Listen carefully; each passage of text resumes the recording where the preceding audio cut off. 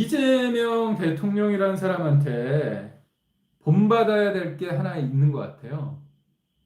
뻔뻔함, 그리고 유체 이탈 화법. 이게 무슨 말이냐? 물론 이런 거 본받으면 안 되겠죠. 진짜 세상에 오로지 내가 가장 정의롭고 나한테 욕하는 사람은 나는 핍박받는 존재. 8개 사건에 12개 혐의로 5개 재판을 받는데도 불구하고 시종일관 나는 검찰, 정치검찰의 피해자다. 이렇게 코스프레하는, 피해자 코스프레하는. 근데 기본은 전과 사범이고 요번에 유죄 취지 파기환송됐잖아요. 공직선거법 허위사실 유포죄. 제가 누누이 말하죠. 공직선거법 허위사실 공포죄는 유죄 판단을 받은 겁니다. 너는 나쁜 짓을 해서 벌을 받아야 되는데 200대 맞을 때 300대 맞을 때 이거는 그것만 정하라. 그렇지만 너는 나쁜 놈이다. 그렇게 되는 거예요. 그러면 사실상 전과 5범입니다. 민주투사입니까? 대장동 사건은 민주당 경선 내에서 누굽니까? 그 이낙연 총리 측에서 문제 제기한 겁니다.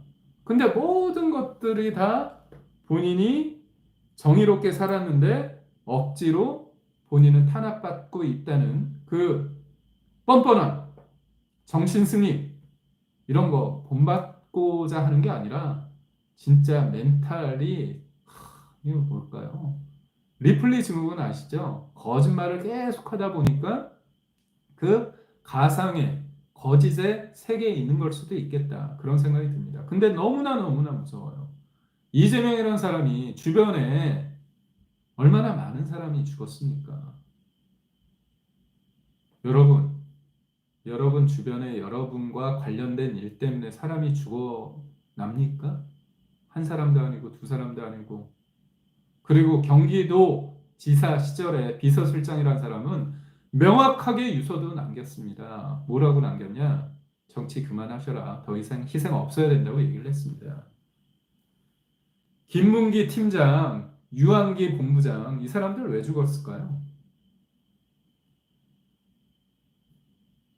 검찰이 일방적인 수사를 해서 그럼 민주당이 가만히 있겠습니까? 아니잖아요. 그런데 제가 진짜 아주 열받는 건 뭐냐면 대통령 노래 아주 심취해가지고 이 사람이 5급 신임 공무원을 대상으로 특강을 냈어요. 그러니까 이른바 행정고시 패스한 사람들입니다. 이 사람들이 이제 앞으로 공직자가 될 텐데 국민 주권 시대 공직자의 길 국민과 함께 만들다라는 이 캐치프레이즈 하에서 자기가 강의를 해요. 강의를 합니다. 국민 주권 시대입니까? 개딸 주권 시대, 이재명 주권 시대 아닙니까? 모두의 대통령입니까? 아니지 않습니까? 개딸들을 위한 대통령 아닙니까? 민주당을 위한 대통령 아닙니까?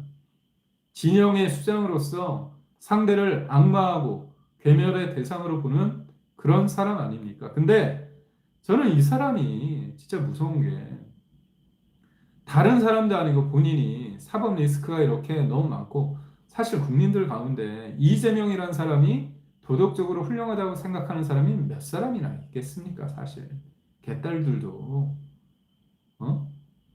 윤석열 전 대통령이 싫어서 권력의 도구로 칼로서 쓴 사람들이 태반일 겁니다. 모르죠? 거짓말도 집요하게 반복적으로 주입식으로 하다 보니까 진짜 그런 사람도 있는 것 같아요. 이재명이라는 사람이 지고지순하고 민주투사 같고 근데 저는 보통의 상식을 가진 사람은 그렇게 믿지 않거든요. 근데 뭐라고 얘기했냐면 5급 신임 공무원들 앞에서 저는 온갖 음해를 당했지만 치열하게 관리했대요. 치열하게 관리했대요.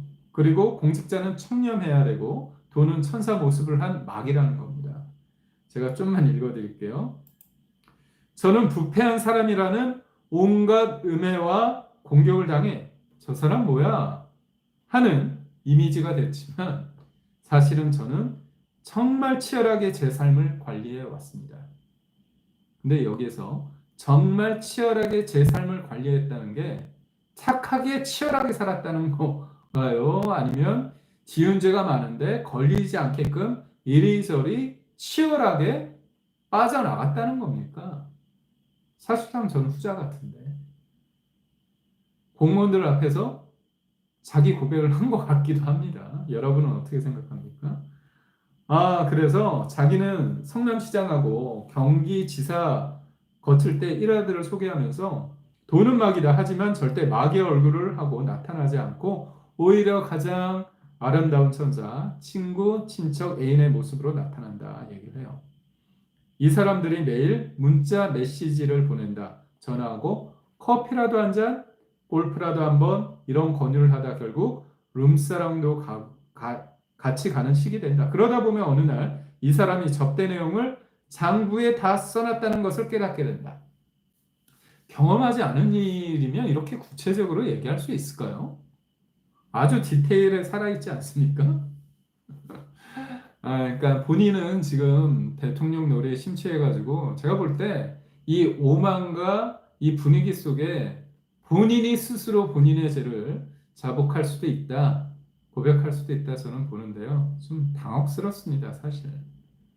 근데 이재명 대통령이라는 이분 이런 황당한 뻔뻔한 말 언제도 했냐? 선거 때도 했습니다. 뭐라고 얘기했냐? 어, 가족과 주변인 부정부패 없다. 내 가족과 주변인의 부정부패가 없다 얘기를 했습니다. 근데 제가 말씀드렸잖아요. 본인이 얘기했잖아요. 측근이라 할 정도면 김용이나 정진상 정도는 측근이다 얘기를 했잖아요. 그 사람들 지금 어디 있습니까? 2심에서 유죄받고 지금 다 재판 중이에요. 이제까지 재판 받은 것 중에서 무죄가 아니라 다 유죄입니다. 이화영 측근, 정진상, 김용, 이 사람들, 그래서 이 얘기하는 거 보면 진짜 대단한 것 같아요. 그리고 당사자, 본질적인 거, 이재명이라는 사람 본인부터 다른 법도 아닌 부정부패 등으로 재판을 받고 있어요. 대장동, 백현동 미래개발의 민간업자에게 특혜를 주어 수천억 원의 공공 손실을 초래했다는 혐의. 그리고 이재명이라는 사람은 경기도 예산과 법인카드 1억여 원을 식비, 생활비 등에 쓴 혐의로도 기소됐죠. 이게 뭡니까? 법인카드잖아요. 경기도 법인카드. 경기도 법인카드 해가지고 초밥, 샌드위치, 과일만 수백만 원어치 과일을 먹었더라고요. 그거 다 누구 입으로 갔습니까? 경기도민 입으로 갔어요? 본인 입으로 갔잖아요. 먹은 사람이 범인이잖아요. 그리고 그 경기도 법인카드 이거 다 관리 누가 합니까? 사인 누가 하는 겁니까? 이런 부분. 그리고 경기도지사 때 평화부지사 이화영 통해서 대북 송금 800만 달러 북한으로 쌍방울이 대신 내게 한 혐의로 1, 2심 유죄 판결을 받았잖아요. 이화영이 대법원에서 확정 판결을 받았고요. 그렇다면 가족이나 측근들 재판 중 지금까지 선고된 게 9건, 10건 정도 되는데 거의 다 유죄가 나왔습니다. 그렇다면 국민들의 상식과 국민들이 알고 있는 것과 너무나 다른 얘기를 얼굴 표정 하나 바뀌지 않으면서 얘기를 하는 겁니다. 이 사람이 이런 거 잘하잖아요. 위증교사, 그냥 만났다고 하면 되지 뭐. 만나지도 않았는데. 들었다고 하면 되지 뭐. 본인은 듣지 못했다고 하는. 30분짜리 여러분, 위증교사 녹취 들었잖아요. 그런데 1심에서 진짜 무죄를 판단한 대법원, 그 재판부 황당합니다. 그렇지만 국민들이 다 들었기 때문에 알 텐데 더 웃긴 건 뭐냐? 위증을 했다는 사람, 그 당사자는 자기 자백을 하고 1심에서 그 사람은 유죄가 됐고 위증을 교사했던 사람은 무죄가 나왔다. 이런 말도 안 되는 판결이 나오지 않았습니까? 근데 저는 진짜 윤석열 전 대통령 구속 취소했다는 그 지기현 판사를 민주당 애들이 공격하는 거 보면 어떻게 합니까? 뭐 술집에서 접대받았다고 하잖아요. 이게 진짜 남미식 마피아들이 자기네들 판검사들 압박할 때 쓰는 방식이거든요. 그런데 선거 때 지기현 판사 그렇게 압박했잖아요. 근데 지기현 판사가 그랬다고 하면 확실하게 고발해서 옷을 벗게 하십시오. 선거 때 본인들이 불리할 때만 약간 이런 식으로 언론 플레이한다면 지금 조용하잖아요. 왜냐? 이미 권력 잡았거든요. 진실이 중요한 게 아닙니다. 이런 식으로 분위기를 몰고 가는 거예요. 여러분, 가슴에 손을 얹고 생각하십시오.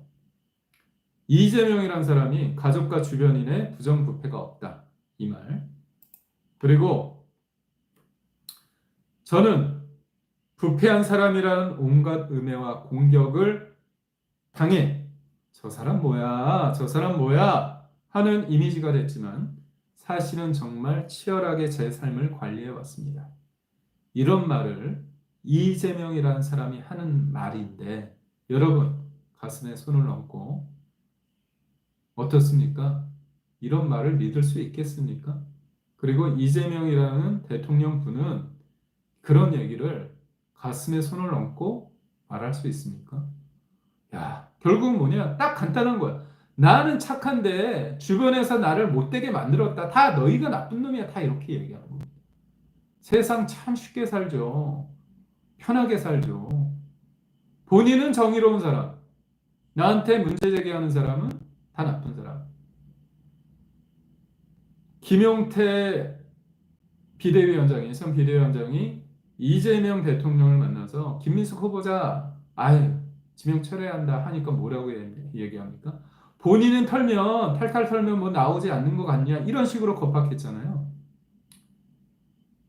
와, 그러면 역으로 이재명이라는 사람한테, 이재명 대통령에게 묻겠습니다.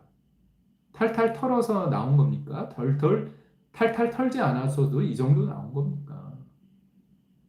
참 저는 무서운 사람입니다. 그래서 오늘 첫 번째하고 마지막 게 이재명이라는 사람하고 연결이 되네요. 첫 번째는 뭡니까?